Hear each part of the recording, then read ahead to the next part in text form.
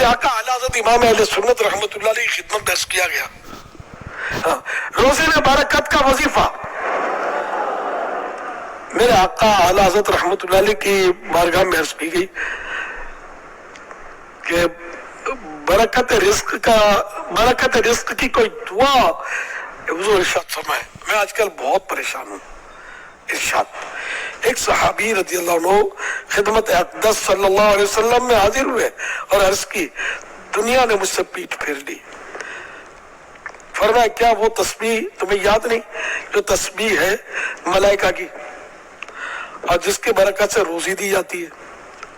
خلق دنیا آئے گی تیرے پاس ذلیل و خوار ہو کر، طلوع فجر کے ساتھ 100 بار کہا کر سبحان اللہ وبحمدہ سبحان اللہ العظیم وبحمدہ استغفر اللہ. ان صحابی کو 7 دن گزرے تھے کہ خدمت اقدس میں حاضر ہو کر عرض کی حضور دنیا میرے پاس اس کثرت سے آئی، میں حیران ہوں کہاں اٹھاؤں کہاں رکھوں. یعنی وہ 7 دن انہوں نے یہ وظیفہ کیا تسبیح ملائکہ کا جس کی برکت سے روزی دی جاتی ہے، تو وہ مطلب مالا مال ہو گئے. رب عرض کر رہے ہیں کہ میں یہ کیا کروں، اتنی دنیا کی دولت میرے پاس، اتنا مال آ گیا.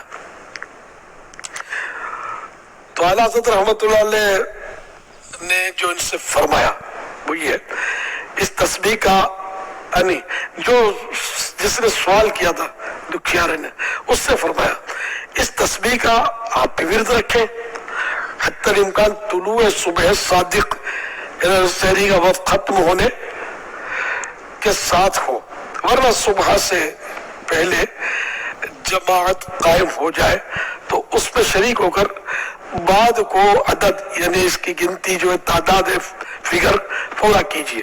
اور جس دن قبل نماز فجر کی نماز سے پہلے بھی نہ ہو سکے تو خیر طلوع شمس سے پہلے سورج نکلنے سے پہلے پڑھ لے. تو یوں معلوم ہوا کہ ایسا وقت صبح صادق یعنی سحری کا وقت ختم ہونے سے لے کر یہ سورج اگنے تک ہے، سن رائز سے پہلے اس کو پڑھ لے. 100 مرتبہ پڑھنا ہے. تو کوئی سنت سے پہلے پڑھ لے یا سنت کے بعد پڑھ لے، فجر کی سنتیں پڑھ کر پھر جماعت میں شریک ہو جائے تو پھر جو بچ گئے تو فجر کی نماز کے بعد پڑھ لے. تو یوں مطلب اس کو سورج نکلنے سے پہلے پورا کر لے تو انشاءاللہ یہ بہت برکت ملے گی انشاءاللہ.